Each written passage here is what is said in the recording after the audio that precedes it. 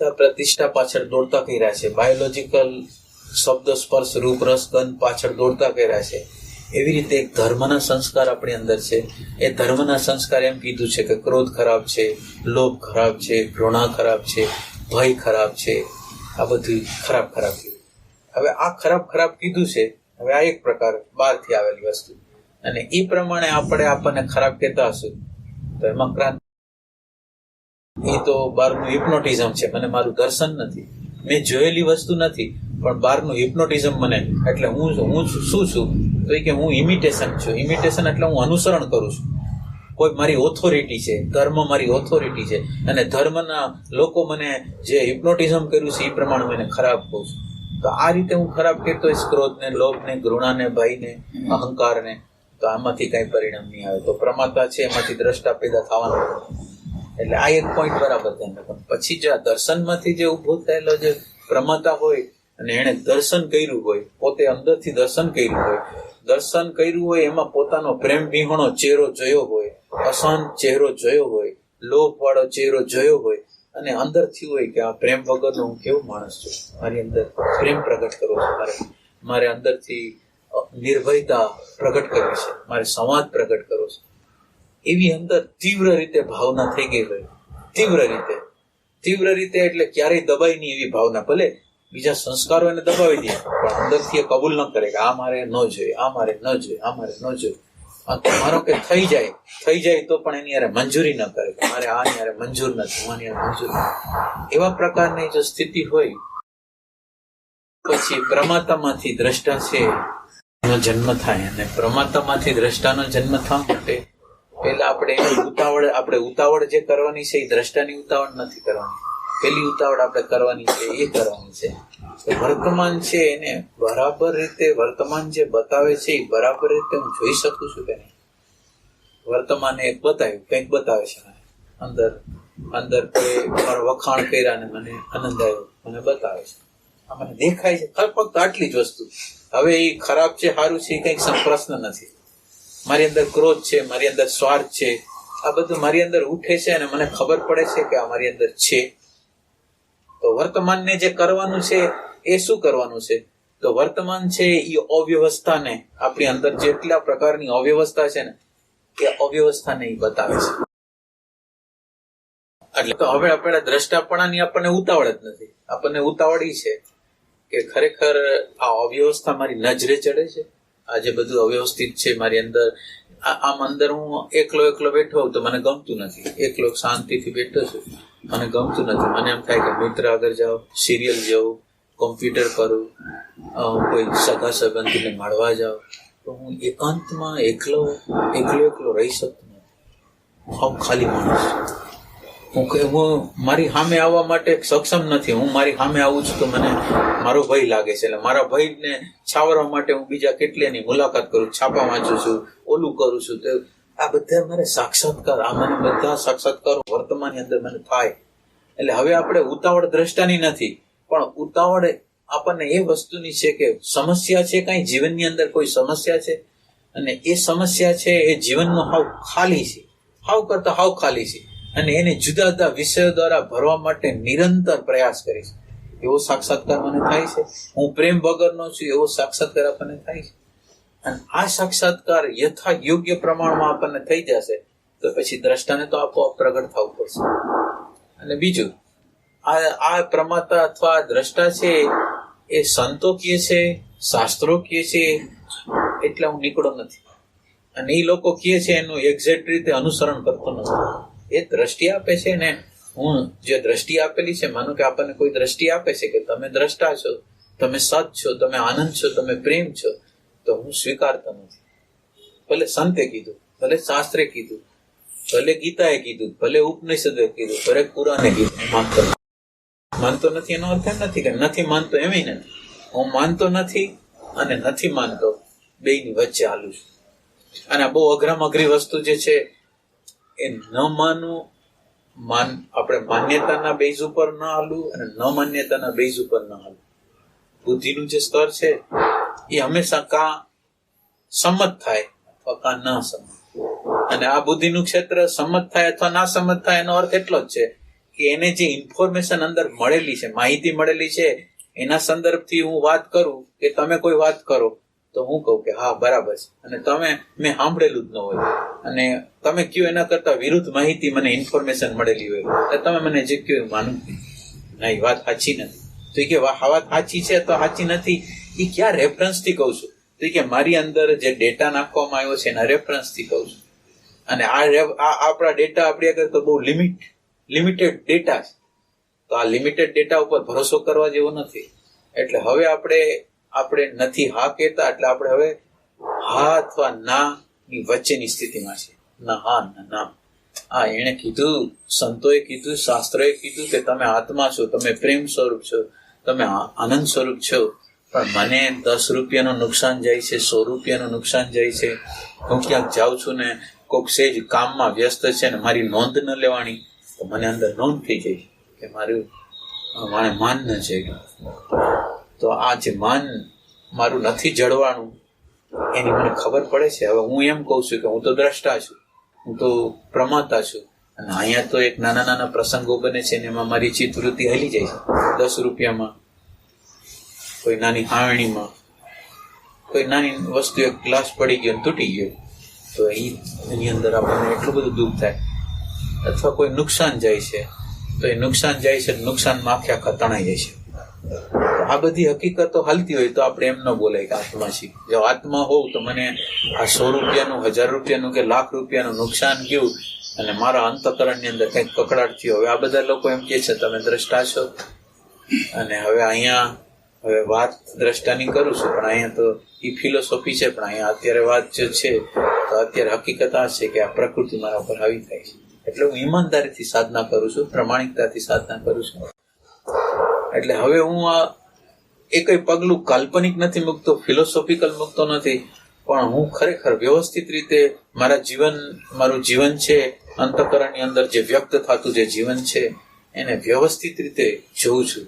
અને બીજું, હું આત્મા કરું છું, દ્રષ્ટા કરું છું, પણ ખરેખર આ દ્રષ્ટા છે એ મારી કટોકટીમાં, મારા પ્રશ્નોમાં, મારા સમસ્યાઓમાં, મારા સંબંધોમાં આ દ્રષ્ટા ઉભો રહી છે કે નથી?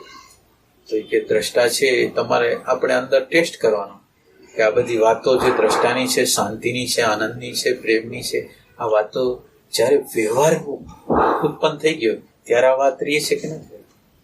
હવે વાત ન રહેતી હોય તો હવે ત્યાં આપણે એક ઊભું રહી જવાનું છે કે આ વાત ત્યાં ઊભી નથી રહેતી. તો ઊભી નથી રહેતી તો એનું કારણ એટલું હોય કે આપણે તપાસ ન કરી હોય, આત્માની તપાસ ન કરી હોય ને આ પ્રકૃતિની તપાસ ન કરી. આપણે આની અંદર શું થાય કે આ બધે રસ્તે જવાનું છે તો એનો વિવેક કરવાનો છે.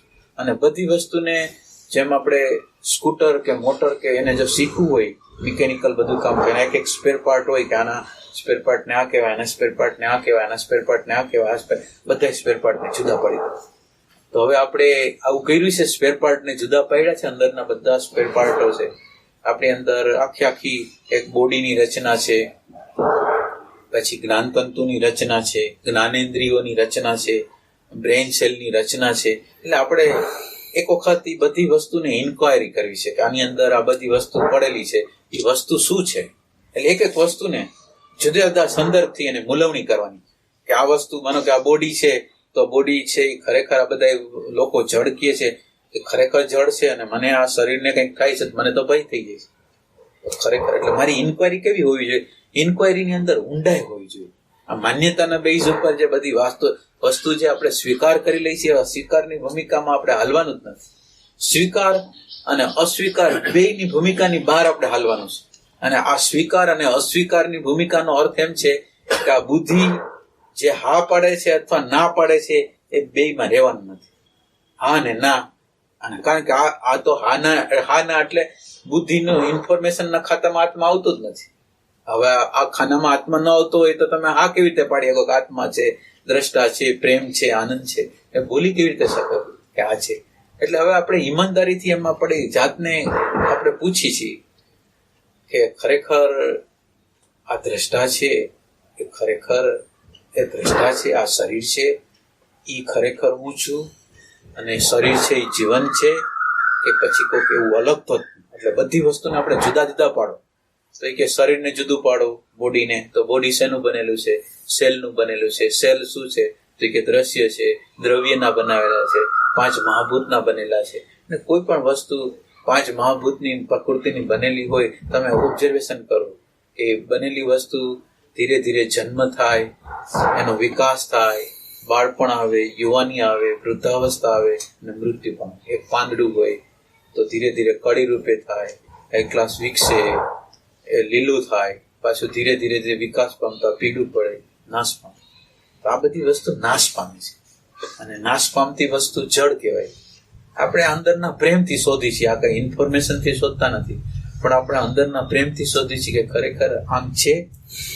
હવે જો આ જળ વસ્તુ હોય, હવે જો આ પરિવર્તન પામતી હોય, એક સમયે દેખાય ને બીજી સમયે એની પ્રતીતિ હાવ વહી જતી હોય, તમે હમણાં આ બોડીને કે કોઈ વસ્તુને બાળી નાખો એટલે એ બળી ગયું, અને જે આકાશ, વાયુ, તેજ, જલ, પૃથ્વીની અંદર ભળી ગયું, અદ્રશ્ય થઈ ગયું. તો આ જે દ્રશ્ય હતું અને અદ્રશ્ય થઈ ગયું, જે અત્યારે દેખાય છે ને પછી નથી દેખાતું, એ શું ખરેખર એ અત્યારે આ જે ભાન થઈ રહ્યું છે એને થઈ રહ્યું છે? આપણે ક્વેશ્ચન પૂછીએ કે આ ભાન અત્યારે જ્ઞાન થઈ રહ્યું છે, એ આ જળ વસ્તુ જે આ બળી જાય છે, અત્યારે દેખાય છે, પેલા દેખાતી નહોતી, જન્મ પેલા દેખાતી નહોતી, જન્મ પછી દેખાણી, અને મૃત્યુ પછી પાછી દેખાતી બંધ થઈ ગઈ.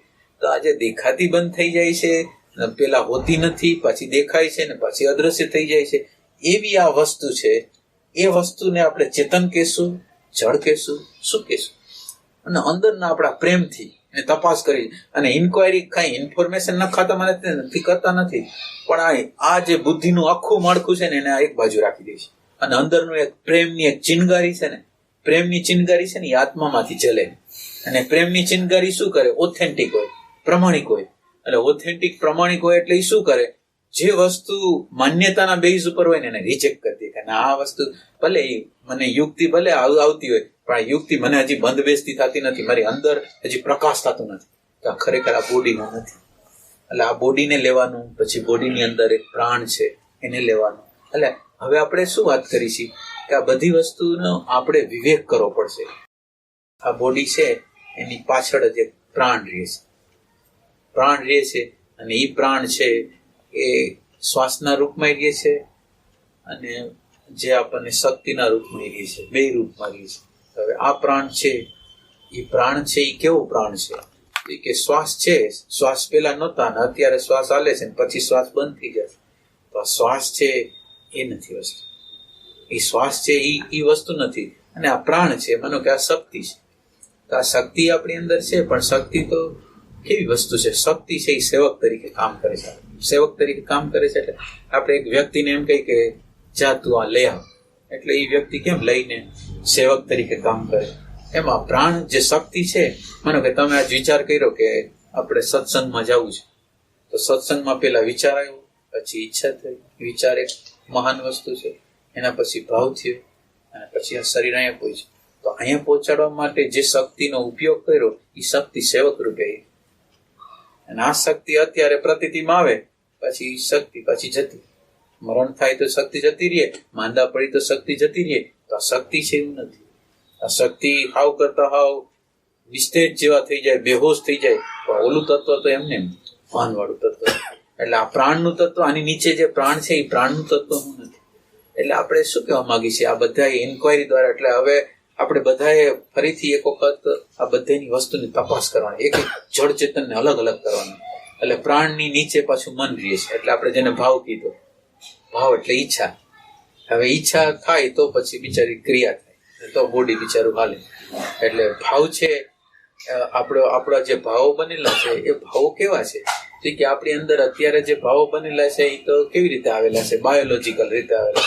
બાયોલોજીકલ રીતે એટલે આપણા દ્વારા છોકરા થયા હોય, છોકરીઓ થયો હોય તો આપણને આપણા લાગે બાયોલોજીકલ. આ પશુ પક્ષીને પોતાનો લાગે, અને એને જે તે પ્રકારની લાગણીઓ થતી હોય એવા પ્રકારની લાગણીઓ થાય. પણ એ લાગણીઓ કેવી? અનુકૂળતા હોય ત્યારે લાગણી, પ્રતિકૂળતા હોય તો લાગણી ન હોય. અને આ લાગણી છે એ લોઅર પ્રકારની છે, જળ વસ્તુને ઓરિએન્ટેડ છે, એ હુંને ઓરિએન્ટેડ છે, દ્રશ્ય વસ્તુને ઓરિએન્ટેડ છે, મારા સુખને ઓરિએન્ટેડ છે. એ જળ વસ્તુ છે. દ્રશ્ય વસ્તુ સાથે જે ચોટેલી વસ્તુ હોય એ જળ હોય.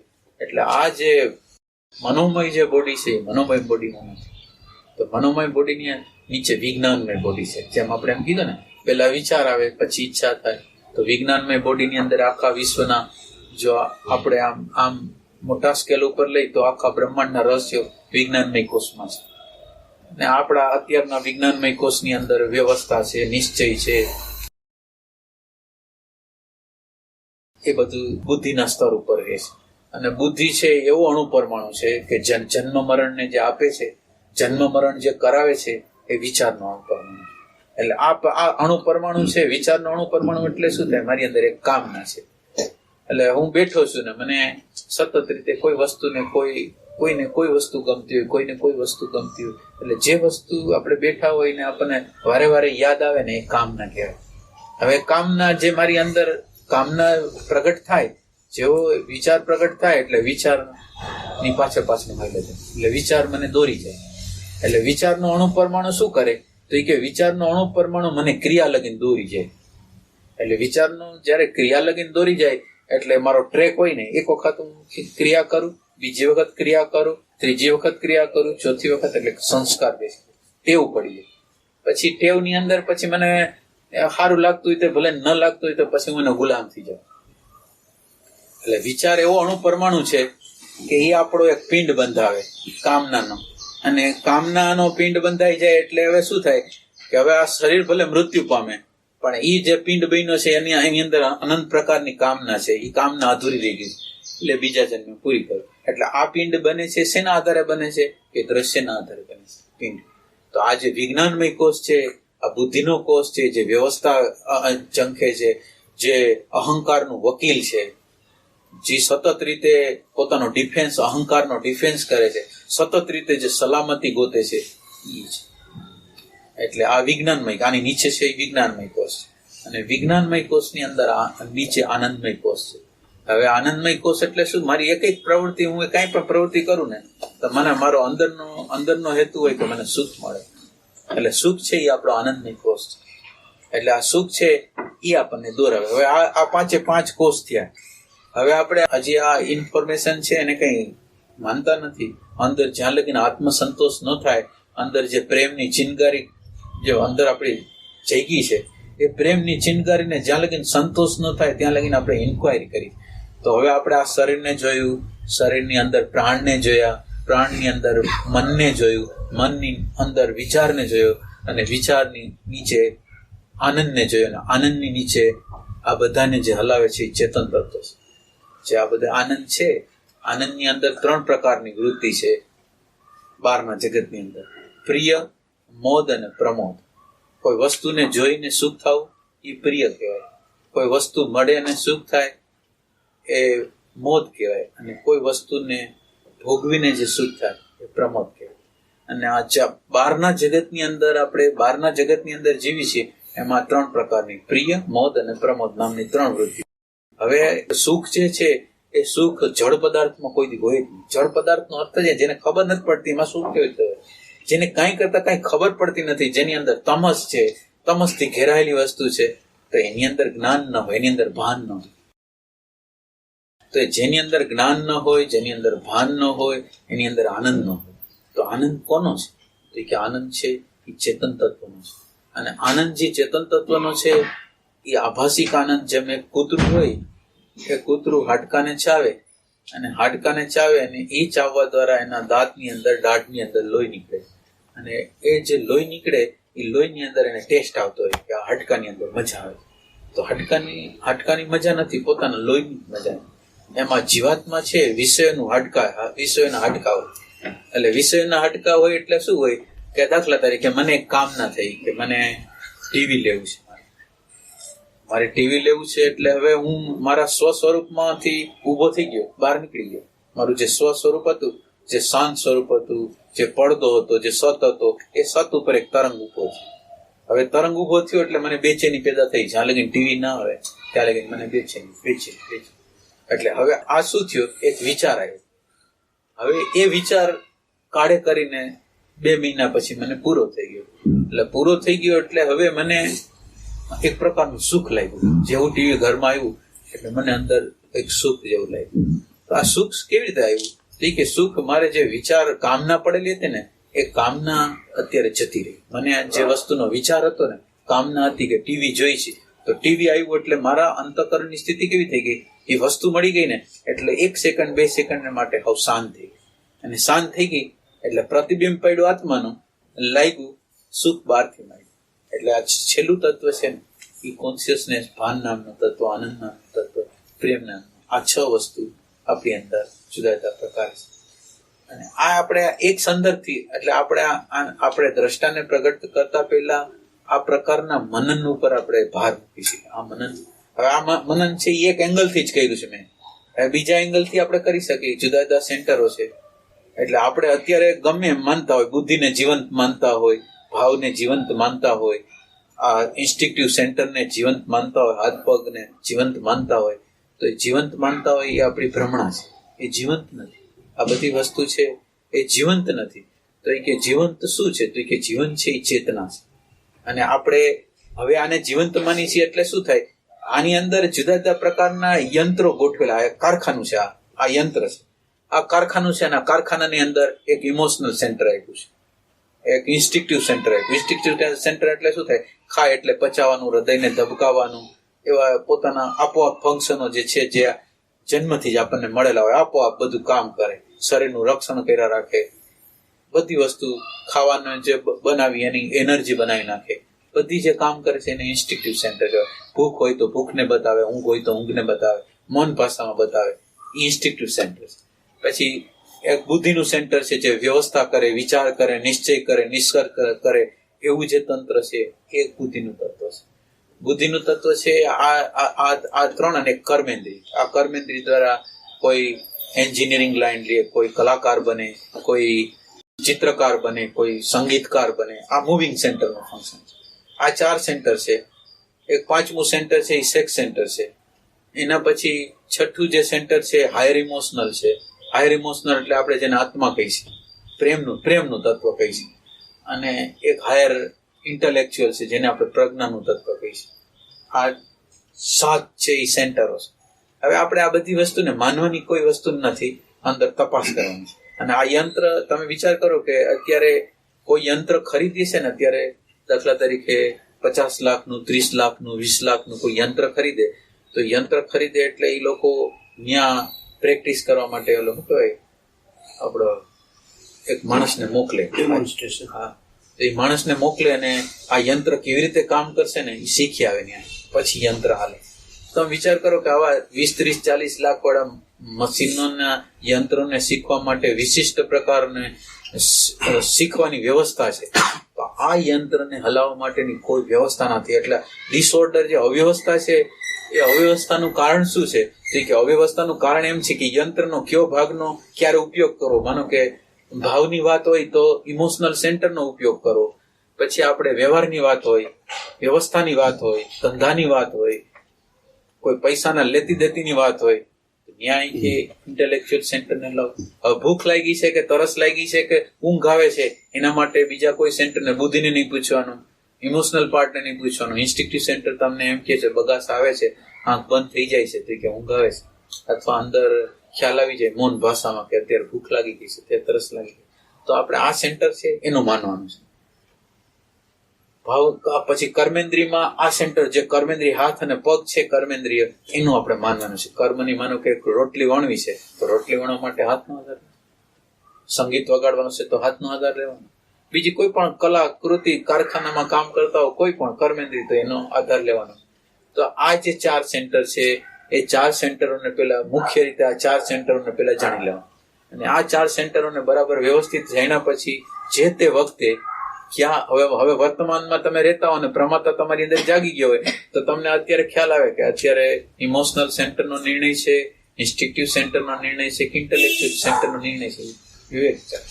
એટલે પેલી વસ્તુ આત્માની ઉતાવળ ન કરો, પણ જળ અને ચેતન 2 વસ્તુ જે ભેગી થઈ ગઈ છે ને જુદા કરવાની પેલી. અને જુદા કરવા માટે ખાલી ઇન્ફોર્મેશન નહીં, આ જે ડેટા મળેલો હોય છે એમની અંદર જે પ્રેમની ચિનગારી છે, અને પ્રેમની ચિનગારી એવી વસ્તુ હોય છે કે ઓથેન્ટિક અંદરથી સંતોષ ન થાય ને ત્યાં લગી સ્વીકારે જ નહીં. ઇન્ફોર્મેશનના કોઈ પણ માળખા હોય એને સ્વીકારે. અને જો આપણે આ પ્રેમની ચિનગારી દ્વારા આપણે એવો નિશ્ચય કરી શકીએ કે ખરેખર એક તત્વ છે, એ પ્રેમનું તત્વ છે, આનંદનું તત્વ છે, શાંતિનું તત્વ છે, દ્રષ્ટાનું તત્વ છે અને છે એવો જો નિશ્ચય થઈ જાય પરોક્ષ, પછી દ્રષ્ટા ન જાય. એટલે હવે આપણે આ મહત્વની વાત પેલી વર્તમાન છે, વર્તમાન પછી આ પરોક્ષ નિશ્ચય છે. પરોક્ષ નિશ્ચય પછી જે ઉત્પન્ન થશે એ દ્રષ્ટા થશે. પણ દ્રષ્ટાની ભૂમિકા એવા પેલા ફક્ત આ વર્તમાનની જે ભૂમિકા છે એ તમને ઘણું બતાવશે. આ વર્તમાનનો પ્રકાશ થાય એટલે આપણને શું નહીં બતાવે, આપણી અંદરની એક ઝીણામાં ઝીણી વસ્તુ છે એને બતાવશે. એટલે આપણે ઉતાવળ નથી કરવી દ્રષ્ટાની ઉતાવળ એટલા માટે નથી કરવી કે એ અંદર જેમ આપણે કોઈ વસ્તુને સળગાવતા હોય ને સળગતી ન હોય ને ધોણા બહુ નીકળવા માંડે એટલે મૂંઝારો થાય. ધોણા નીકળે ને કઈ ભડકો જ ન થાય તો અંદર મૂંઝારો થાય. એમ આપણે આ જે સંશોધન કરી છે એમાં મૂંઝારો થવો જોઈએ. મૂંઝારો શું થવો જોઈએ? પ્રેમ વગરની સ્થિતિ છે, આનંદ વગરની સ્થિતિ છે, સમાજ વગરની સ્થિતિ છે, અને એનો આપણને મૂંઝારો થાય. અને એ મૂંઝારાની જે તીવ્રતમ સ્થિતિ છે ને એમાંથી દ્રષ્ટા પ્રગટ. એટલે દ્રષ્ટાને આમ વર્તમાન ક્ષણમાં બહુ ફેર નથી, પણ છતાંય ફેર કંઈક છે. આ વર્તમાનની અંદર એ પ્રકાશ છે, વર્તમાન પોતે પણ પ્રકાશ સ્વરૂપ છે, પણ આપણે નાનકડો હરકો એનો જુદાઈ કરી છે. વર્તમાન છે એ સામેની વસ્તુને પ્રકાશે, પણ સામેની વસ્તુનું વિશ્લેષણ કોણ કરે છે ને એની ખબર એને ના પડે. વર્તમાન અત્યારે આપણે આ વર્તમાન કહી છીએ કે વર્તમાનની વસ્તુ છે. માનો કે ક્રોધ છે, તેની ખબર પડી જાય, ક્રોધ આવી ગયો, લોભ આવી ગયો, ઘૃણા આવી ગઈ, આ બધી તમને ખબર પડશે. અને એ ખબર પડશે એની અંદર તમને ખ્યાલ આવશે, પ્રમાતાને ખ્યાલ આવશે. અત્યારે માનો કે અત્યારે જાગૃતિ રહેતી નથી, અત્યારે બેહોશી છે, તો તમે જે બેહોશીમાં હો ને તો બેહોશીનો ભાર પડતો હોય, તમને ગમતી ન હોય. અને બીજું એની સામે આનંદ હોય, શાંતિ હોય તો તમને ગમતા હોય. તો ગમે છે અથવા નથી ગમતું એ ક્યાં હોય? દ્રષ્ટામાં. દ્રષ્ટામાં પ્રમાત. તો હવે આપણી આગળ જે પ્રમાતા છે એની ખબર, એટલે આપણે પ્રમાતાને આપણે દ્રષ્ટાથી જુદું શું કામ પાડ્યો? એની અંદર વર્તમાન છે, પણ એ વર્તમાનની અંદર સામેની વસ્તુને બરાબર જોઈ શકે છે, પણ સામેની વસ્તુની સાથે એનું જે અંદરનું જે મૂલ્યાંકન અત્યારે છે. એટલે મને જાગૃતિ હોય તો ગમે, અને જાગૃતિ ન હોય તો મને ગમે નહીં. અમુક વસ્તુ મને ગમે, અમુક વસ્તુ ન ગમે. તો ગમવું ન ગમવું અચેતનની અંદર પડે છે. એ આપણા હિસ્સામાં ખ્યાલ પ્રમાતાને ખબર નથી પડતી કે આ જે નિશ્ચય કરવા વાળું જે તત્વ છે ને એને હું ગમે છે શું નથી ગમતું એ અત્યારે ખબર પડતી નથી. એટલે એ દ્રષ્ટા કામ કરશે પછી. પણ એ દ્રષ્ટાને આવવા પહેલા વર્તમાન આવી રીતનું અને પરોક્ષ જ્ઞાન બરાબર વ્યવસ્થિત રીતે અને અંદરનો તીવ્રતમ પોકાર થશે. એટલે દ્રષ્ટા છે એટલે સંપૂર્ણ પ્રકાશ છે. દ્રષ્ટાનો અર્થ છે પ્રકાશ છે, જ્ઞાનનો પ્રકાશ. એ જ્ઞાનના પ્રકાશની અંદર બધું દેખાઈ જાય, એનાથી જુદા પડી જવાય. એનું આખું માળખું જે હોય ને એ આખું માળખું આપણે સામે પ્રગટ થઈ જાય.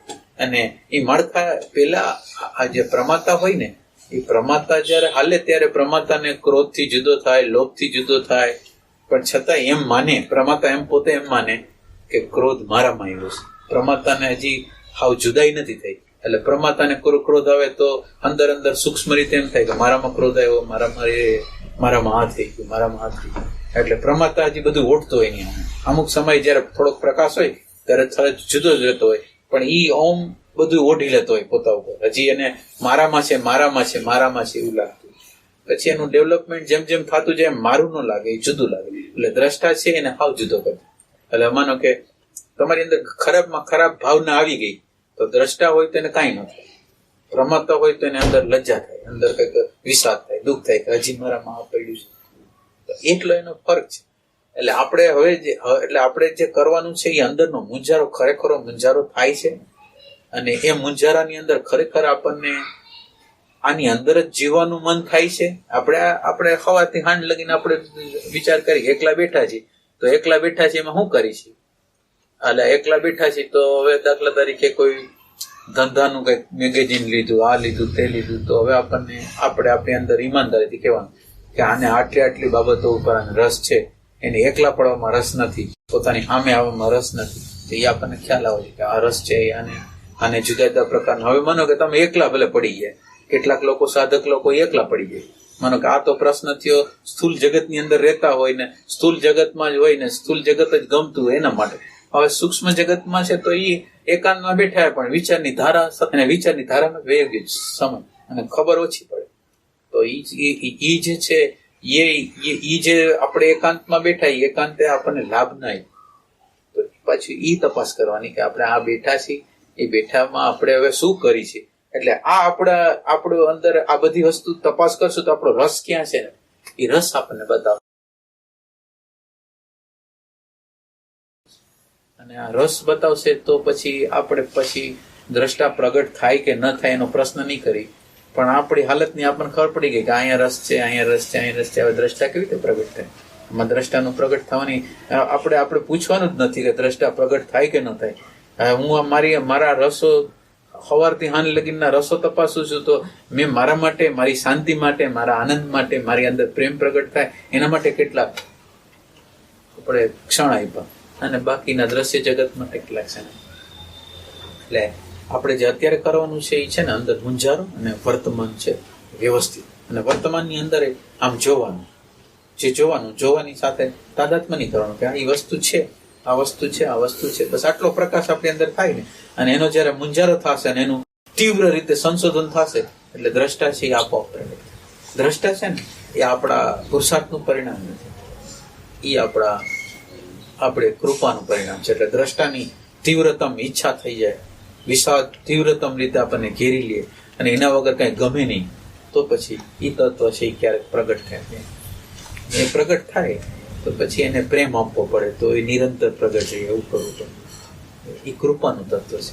આપણે તો ફક્ત શું અત્યારે કરી છે કે એ વસ્તુ મારે જોઈ છે, એ વસ્તુ જ મારા માટે સર્વસ્વ છે. મારા માટે દુનિયાની કોઈ વસ્તુ સર્વસ્વ નથી.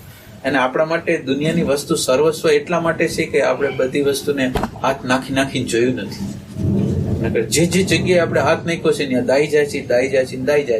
અને જે વસ્તુમાં હાથ નાખ્યો છે એને ભય પેદા કર્યો છે, સ્વાર્થ પેદા કર્યો છે, અને આપણા ખાલીપાને છતો કર્યો છે. તો આવું ખાલીપા વાળું જીવન, આવું પ્રેમ વિહોણું જીવન, એ આપણી અંદર ખટકી જાય તો પછી આ જે દ્રષ્ટા છે એ આપણી અંદર. એટલે આપણે આટલી વાત આપણે આજે કઈ રીતે દ્રષ્ટાને પ્રગટ થવા માટેની જે ભૂમિકા હોય, ગુરુજીમાં એમાં તો એ પ્રશ્ન પૂછવાની ના પાડતા. તમે જે પ્રેક્ટિસ કરતા હો ને, એટલે તમે પ્રેક્ટિસ કરો છો વર્તમાનની, તો એ કે વર્તમાન તમે જેટલો પ્રેક્ટિસ કરતા ને એનાથી ઉપરનો પ્રશ્ન કરો ને, એટલે એ પ્રશ્ન ફિલોસોફી કહેવાય. ફિલોસોફી નહીં, પણ આપણે હકીકતે જો હાલવું હોય તો હવે આપણે વર્તમાન, આપણે તો આટલું જ કરશું કે વર્તમાનમાં જીવવાની ચાવી આપણી આગળ છે, વર્તમાનમાં જીવી શકીએ. દ્રષ્ટાને ન બોલાવીએ, વર્તમાનમાં તો જીવીએ, અને એને આમંત્રણ આપી, અંદરથી પ્રેમથી આમંત્રણ આપી, તું પ્રગટ થા આમંત્રણ આપી અને વર્તમાનમાં જીવી. આ બે વસ્તુ આપણી અંદર પ્રગટ થઈ જાય એટલે દ્રષ્ટાને પ્રગટ થવું પડે. અને એની અંદર આપણે વાત કરી લીધી કે અચેતન જે લોડેડ હોય અહંકારથી કે કોઈ વાસનાથી જો આ યાત્રા કરતું હોય કે આપણે ધ્યાન કરશું, ભજન કરશું એટલે અલૌકિક ચમત્કારો થશે, અથવા મોટાઈ મળશે, માન મળશે, ગુરુપણું મળશે, ગમે તે મળશે, આ બધું લઈને જે સાધના કરતો છે તો એને આ નહીં મળે.